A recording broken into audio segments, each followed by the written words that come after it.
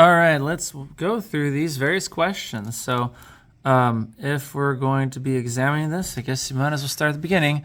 What is the molar mass of hydrochloric acid? Well, one has to know that hydrochloric acid is HCl, which means you have to add the 1.01 grams per mole from hydrogen plus the 35.45 grams per mole from chlorine. And that would give you a total of 36.46 grams per mole.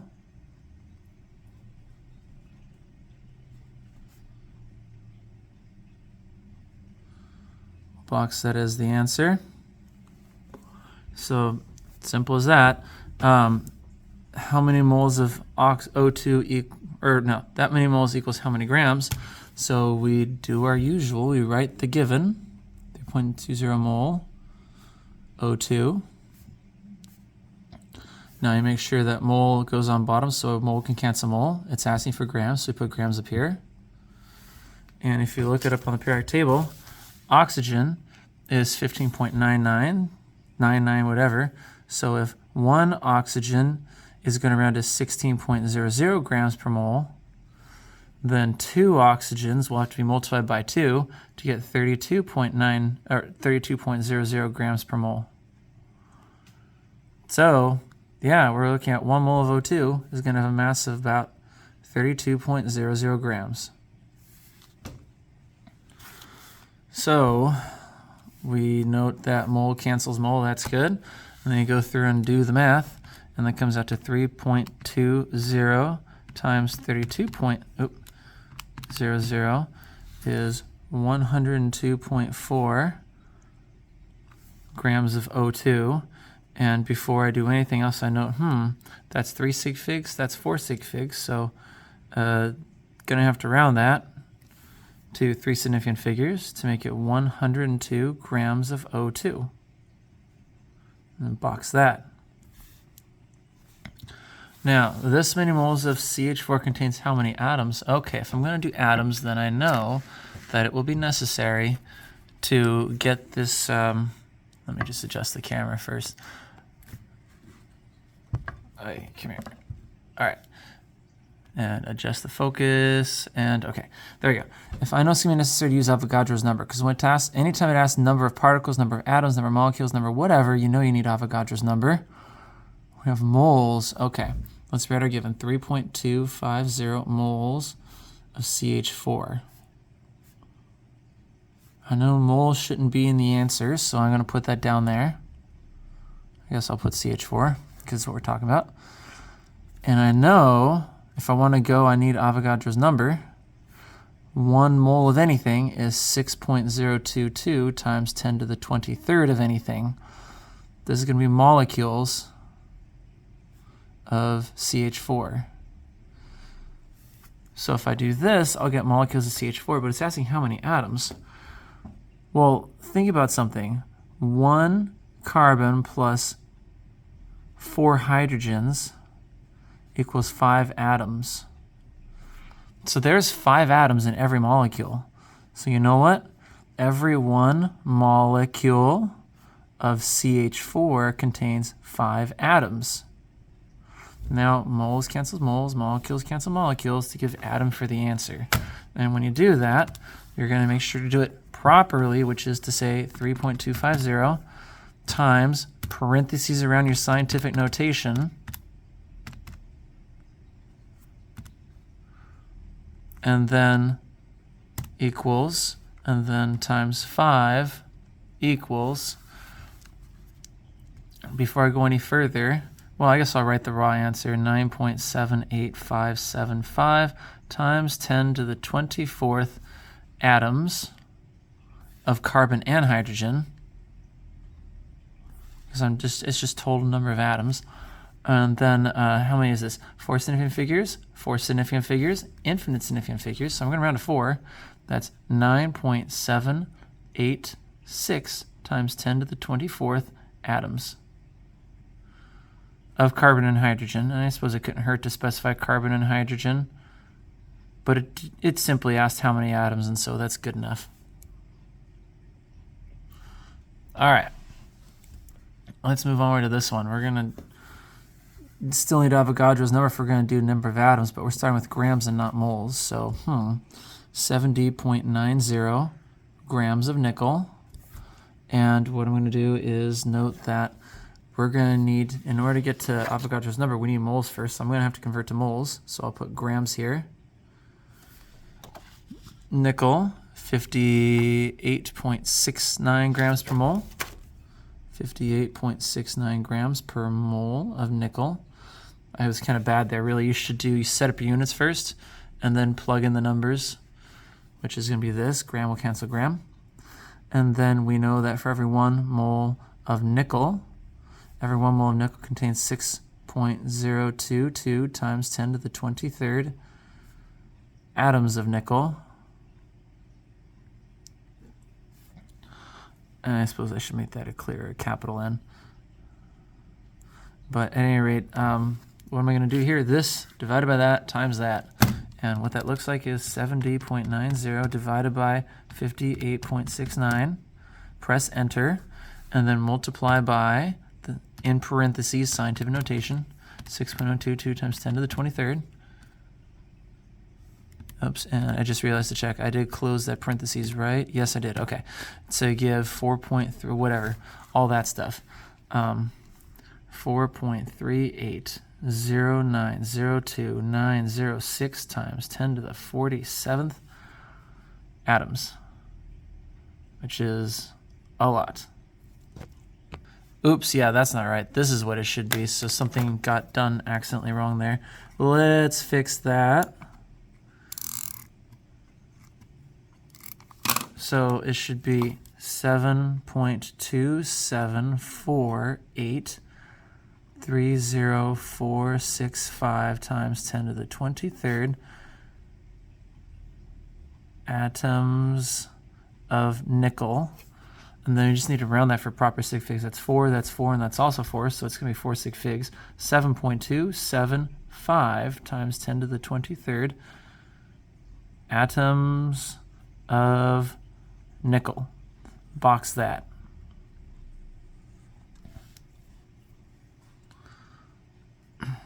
All right, so anyway, what do we do next? Next question. Let's see. Okay. All right. How many moles of Br2 do you have if your sample contains that many atoms of Br? All right, write your given. 5.25 times 10 to the 25 atoms of Br. And how many moles? Okay. Well, let's convert this to moles. So atoms Br, moles Br. And Avogadro's number says that 1 mole of anything is 6.022 times 10 to the 23rd atoms of anything. And that's great. That will give us moles of Br, but it's asking for Br2. You're given Br, so here's something to think about. Actually, I just made a mistake. Don't do what I just did. Don't start with numbers, start with units. So we're going to put moles of Br and moles of Br2 because we were given just bromine, and then it's asking for diatomic bromine. Well, think about that. 1 mole of Br2 contains 2 moles of Br. 1 mole of single diatomic bromine contains 2 moles of bromine atoms. So essentially we're going to take this, divided by that, divided by that. So 5.25 times 10 to the 25th is that. Actually, let's do this. In parentheses, 5.25 times 10 to the 25th. This will prevent errors from wrong order of operations. And we're going to divide by Avogadro's number. All right. And now we're going to divide by 2. And we get that. 43.59016938 moles of Br2, which we will round to how many sig figs? That's infinite sig figs. That's 4 sig figs. That's 3 sig figs. Rounded to 3 sig figs. 43.6 moles of Br2. Okay, onward. So now, I'm going to make sure we got the full page in view. There we go. Now, onward to how many moles of glucose molecules here. So, if we're going to go from grams to moles, we need the molar mass. So that is 6 times 12.01 grams per mole. That's for carbon. You get that off the periodic table. Plus 12 times 1.01. Again, this came off the periodic table. That's hydrogen. Plus 6 times 16.00. And I just realized, did it again. I almost forgot to put units on there. That's bad. Always put units on your numbers. 0.01 grams per mole plus 6 times 16.00 grams per mole equals what grand total molar mass? And that's for oxygen, by the way. So we do that. I'll add it all up. 6 times 12.01 close parentheses plus 12 times 1.01 close parentheses plus open parentheses 6 times 16.00 close parentheses, and you get that 180.18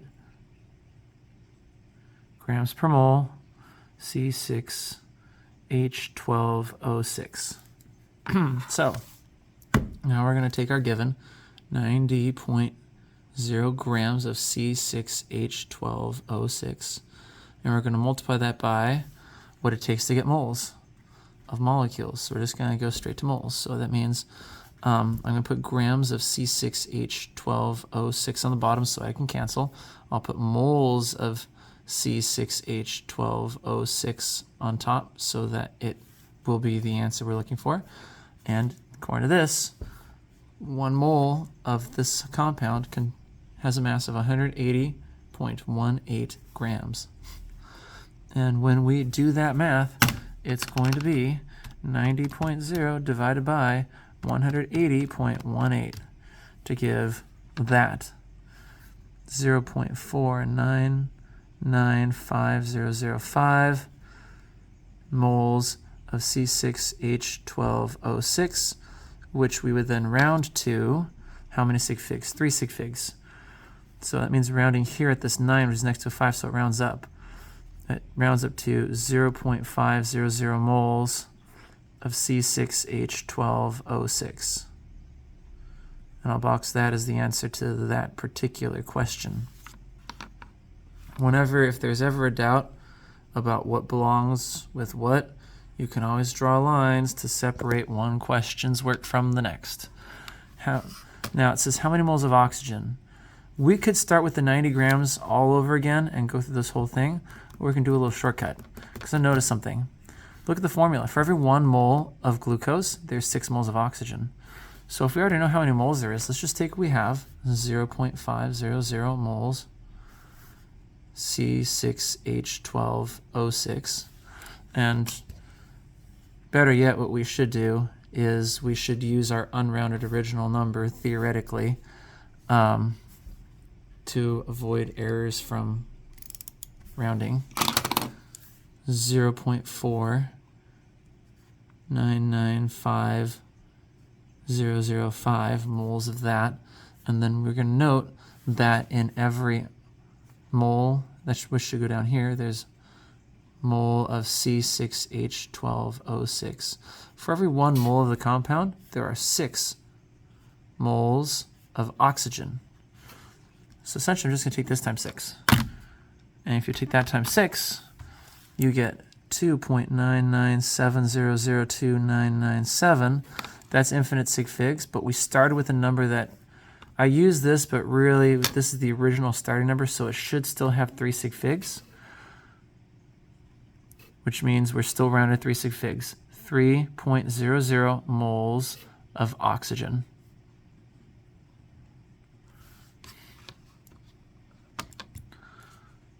how many oxygen atoms? Okay. We could use this, and it's more technically correct, though, to use this as our shortcut starting point. We could theoretically take the grams and convert to moles of this chemical and convert to moles of oxygen and then the number of atoms, or we can just shortcut and take the number of moles of oxygen and turn it into number of atoms. But to avoid errors from rounding, I'm going to take the unrounded number. 2.997002997 moles of oxygen times, and we've got to know that 1 mole of anything, be it oxygen or anything else, is going to have Avogadro's number of things in it.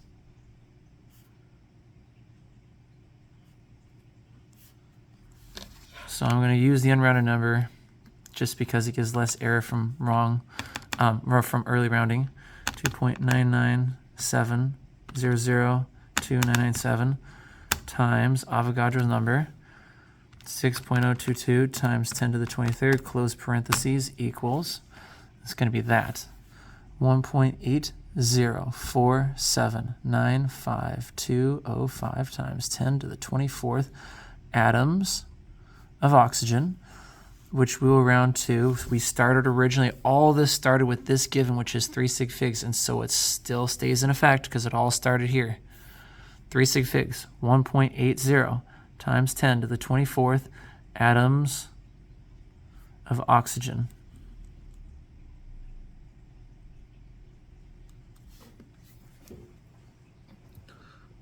And then with that, well, we can go, well, with that, we can complete that little branch of this and move on to here, calculating the percent composition.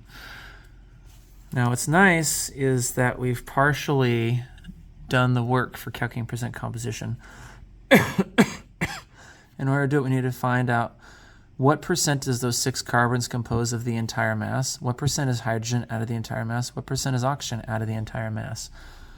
So for carbon, hydrogen, and oxygen, we're going to do our calculations. So for carbon, we're going to take 6 carbons at 12.01 grams per mole each, divided by the total molar mass that we calculated earlier, and we don't need to show work again because it's already there, 180.18 grams per mole. This is for carbon, and this is for C6H12O6. And then for hydrogen, we're going to set it up as 12 times 1.01 grams per mole hydrogen, and then 180.18 grams per mole C6H12O6. And then here, we're going to do the 6 times 16.00 grams per mole of oxygen, divided by the total mass of 180.18 grams per mole C6H12O6. We're going to take that, and then you're going to get a decimal, which you multiply by 100% times 100% times 100%. And that's going to tell you what percent of each element. So let's go through the carbon calculation. 6 times 12.01 equals, divided by 180.18 equals, times 100 equals 39 point, and how many sig figs do we need? That's 5, that's 4 sig figs. 39.99% carbon. Yep, because that 3 is next to another 3, or that 9 is next to a 3, so it's just that 4 sig figs makes it 39.99. Let's do the same thing for here. For hydrogen, 12 times 1.01 equals that, divided by 180.18 equals, times 100% equals. Now with that number, that's 3 sig figs, so we've got to round to 3 sig figs. That's 6.73. 6.73% hydrogen. And then oxygen, that's 6 times 16.00 divided by 180.18 times 100. 53.28% oxygen. Why that much? Because 4 sig figs, 5 sig figs, we're going to be having 4. That's percent composition. We box. And with that done, we can move on.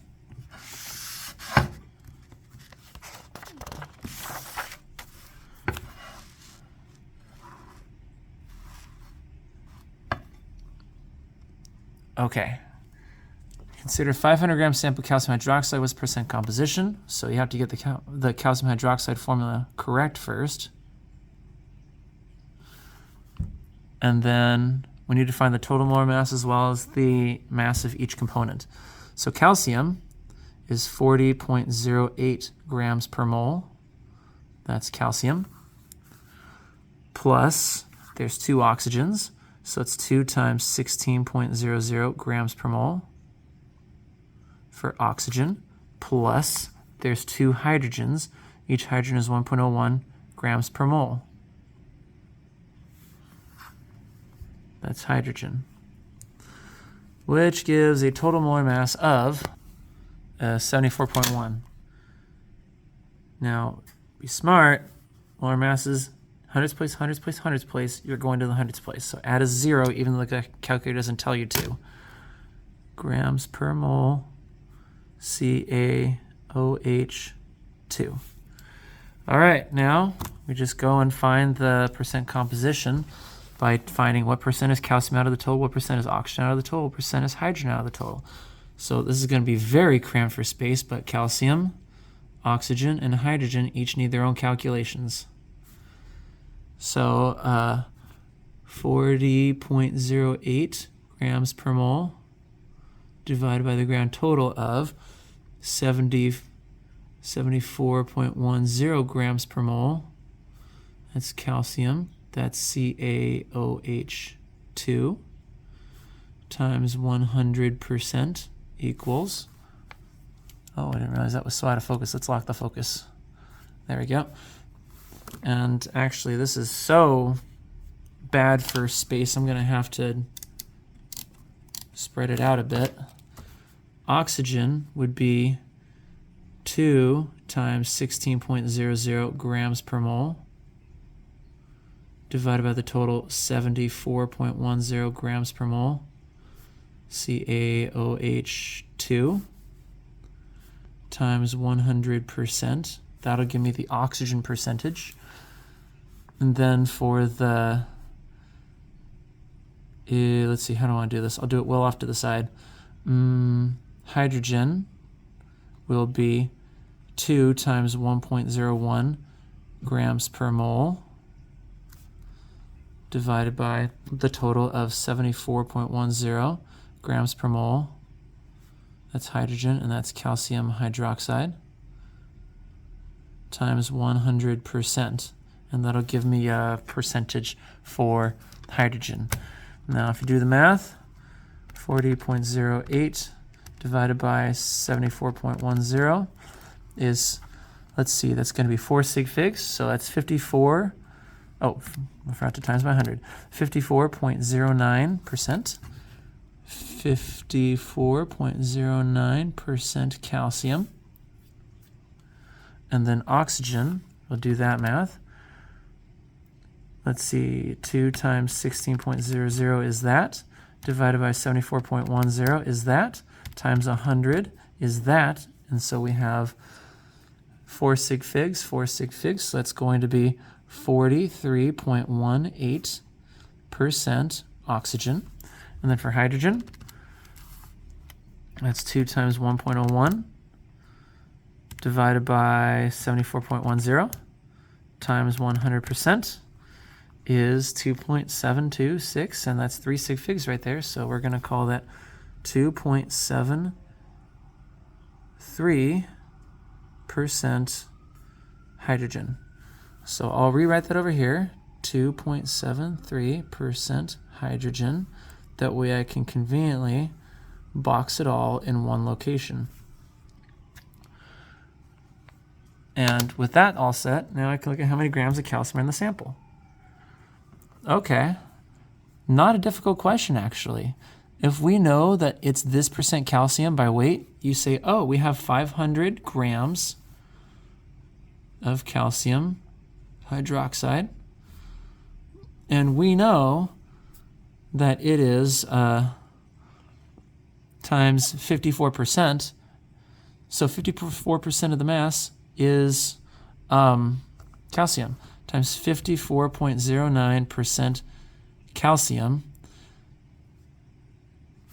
What does this really mean? This really means 500 grams CaOH2 times 0.5409.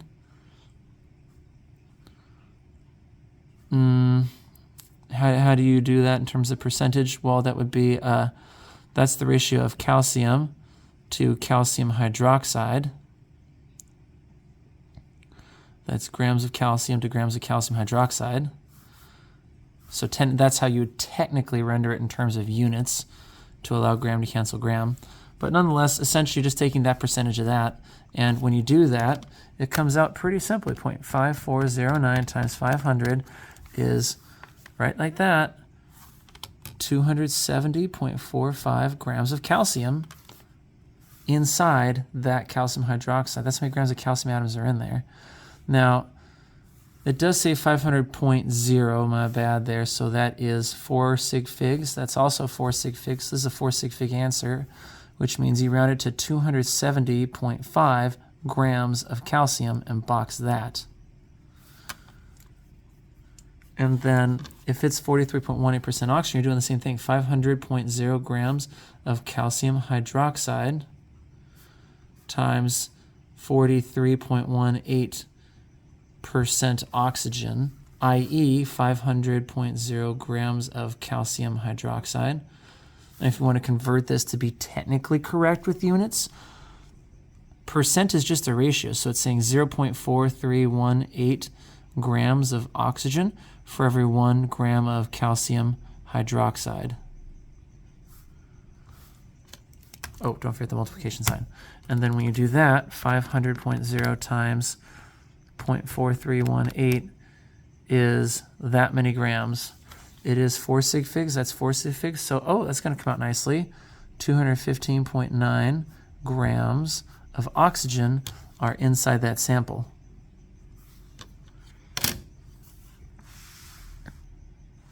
Find the empirical formula that contains that.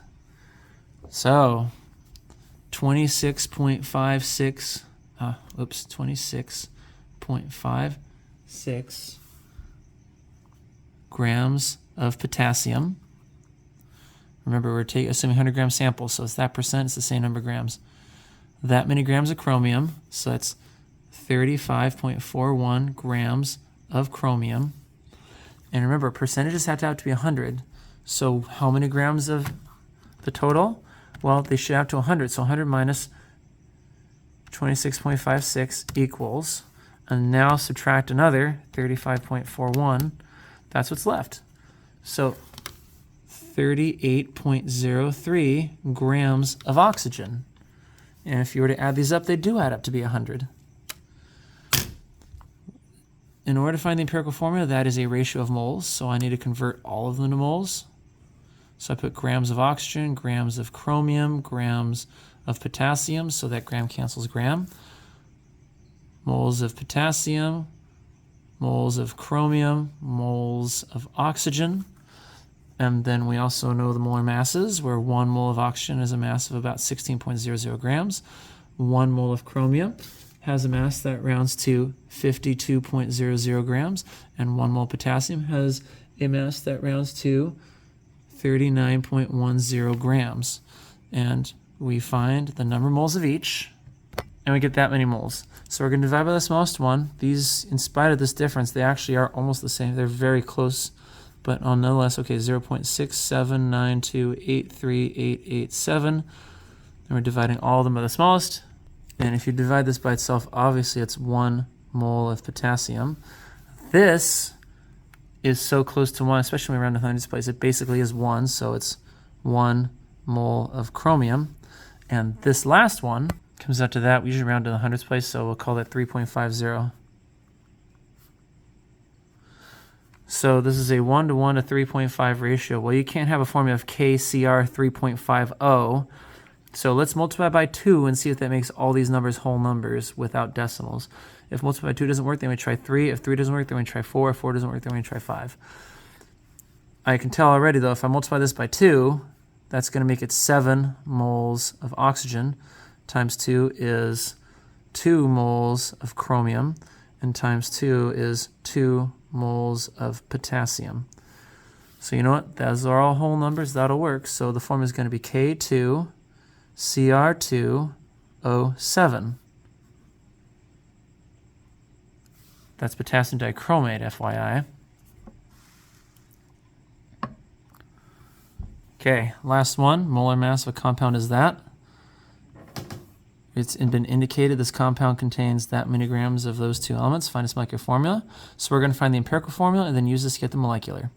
So 0.606 grams of nitrogen, 1.390 grams of oxygen, and let's convert to moles so we can find the empirical formula, which means grams of nitrogen and grams of oxygen on the bottom. Therefore, grams can cancel grams.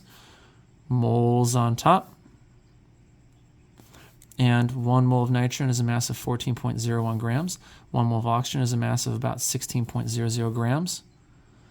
And if you do that, the moles comes out to be, you get that many moles of each one. We divide by the smallest one. So doing like that, obviously divided by itself, this is going to be 1 mole of nitrogen.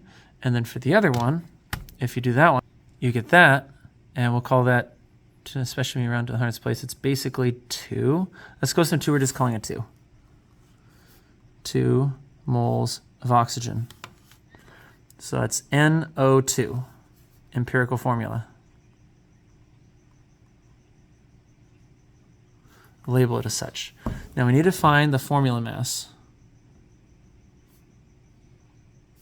of NO2. And we need to compare that to the molar mass in order to see what we need, how we need to adjust this formula to make it molecular. So nitrogen is 14.01 grams per mole, and there's just one. And then oxygen is 16.00 grams per mole. There's 2 of them in the formula, so we multiply by 2. That is going to be a total of 14.01 plus 2 times 16.00 for 46.01 grams per mole NO2. Now, we're going to take the molar mass of the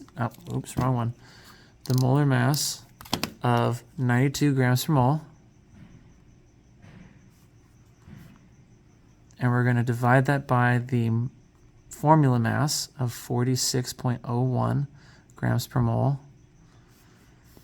This is molar mass. This is formula mass,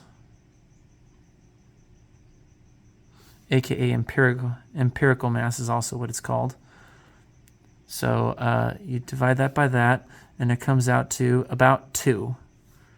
So it means the molar mass is twice as much as the formula mass, which means we need to take 2 times, actually I'll just put parentheses, 2 times NO2, which means 2 times N is N2, and 2 times O2 is O4. This is our molecular formula. And that's how you do it.